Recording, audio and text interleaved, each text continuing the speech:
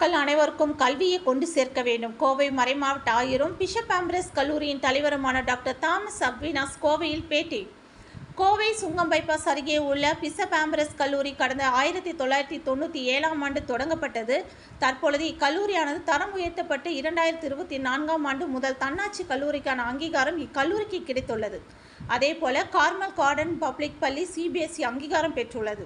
இந்த இரண்டு மகிழ்ச்சிகளை கொண்டாடும் வகையில் இன்று பிஷப் ஆம்பிரஸ் கல்லூரி வளாகத்தில் பாராட்டு விழா நிகழ்ச்சி நடைபெற்றது. இவ்விழாவிற்கு கோவை மறைமாவட்ட ஆயரும் பிஷப் ஆம்பிரஸ் கல்லூரியின் தலைவருமான டாக்டர் தாமஸ் அக்வினாஸ் சிறப்பு விருந்தினராக பங்கேற்று பள்ளி மற்றும் கல்லூரியை ரிப்பன் வெட்டி திறந்து வைத்தார். இதனைத் தொடர்ந்து அவர் செய்தியாளர்களிடம் கூறும் பொழுது, பிஷப் ஆம்பிரஸ் கல்லூரி அனைத்து ஏழை எளிய மக்களுக்கு கல்வியை வழங்குவதற்காகவும் மாணவர்களின் எதிர்காலத்தின் தேவைக்கேற்ப பாடத்திட்டங்களை கொண்டு வருவதற்காகவும் தன்னாட்சி கல்லூரியாக மாற்றுவதற்கு முயற்சி செய்தோம். தற்போது தன்னாட்சி கல்லூரிக்கான அங்கீகாரம் கிடைத்துள்ளது. அதேபோல் கார்மல் கார்டன் பப்ளிக் பள்ளி பெற்றோர்களின் விருப்பத்திற்கேற்ப CBSE பாடத்திட்டத்தை கொண்டு வரும் முயற்சியில் ஈடுபட்டோம். தற்போது CBSE அங்கீகாரம் கிடைத்துள்ளது. இந்த இரண்டும் இரட்டிப்பு மகிழ்ச்சியை அளிக்கிறது. கத்தோலிக்க மறை மாவட்டத்தின் லட்சியம் தொண்டு செய்வதாகவும் அதில் கல்வி தொண்டு முக்கிய குறிக்கோளாக கொண்டு உள்ளோம். குறிப்பாக கல்வியை வியாபாரமாக இல்லாமல் அடித்தட்டு மக்கள் அனைவருக்கும் கல்வியை கொண்டு சேர்க்கும் வகையில் மாணவர் சேர்க்கைக்கு குறைந்த கட்டணத்தை வழங்கி வருகின்றோம். இதில் அனைத்து ஏழை எளிய மக்களும் பயன்பெற்று எதிர்காலத்தை சிறப்பாக அமைத்துக் கொள்ள வேண்டும் என தெரிவித்தார். இந்த நிகழ்ச்சிக்கு கோவை மறைமாவட்ட முதன்மை குரு ஜான் ஜோசப் ஸ்டேனிஸ் கலந்து கொண்டு சிறப்புரை வழங்கினார். கல்லூரியின் செயலர் அருட்தந்தை டாக்டர் RDE ஜெரோம் வரவேற்புரை வழங்கினார். கல்லூரியின் முதல்வர் டாக்டர் பீட்டர் ராஜ், பள்ளி முதல்வர் உஷாராணி, ரோமன் கத்தோலிக் பள்ளியின் பொறுப்பாளர் ஆரோக்கிய தசேஸ் மற்றும் கோவை மறைமாவட்ட பொருளாளர் ஆண்டனி செல்வராஜ் ஆகியோர் வாழ்த்துரை வழங்கினார். இவ்விழாவில் RC குழு உறுப்பினர்கள், பாதிரியார்கள், கன்னிகஸ்திரிகள், பள்ளி கல்லூரி துணை முதல்வர், டீன் மற்றும் பேராசிரியர்கள், ஆசிரியர்கள் கலந்து கொண்டு சிறப்பித்தனர் என்பது குறிப்பிடத்தக்கது. உங்கள் அனைவருக்கும் வாழ்த்துக்களை தெரிவித்துக் கொள்கிறோம். இன்று ட்வின் செலப்ரேஷன்ஸை கொண்டாடுகின்றோம்.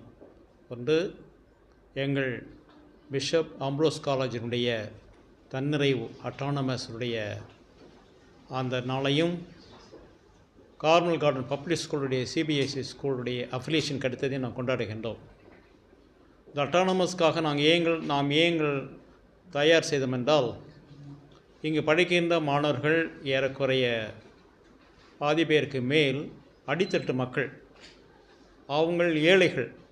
எனவே ஏழைகளுக்கு தொடர்புடைய பாடங்களை எடுப்பதற்காக, திட்டங்களை கொடுப்பதற்காக அட்டானமஸ்க்கு நாங்கள் வலியுறுத்தி கேட்டு அவர்கள் கொடுத்தார்கள். எனவே அந்த மாணவர்களுக்கு எதிர்காலத்திற்கு தேவையான பாடத்திட்டங்களை கொண்டு வருவதற்கு வசதியாக அமையும் என்பதற்காக.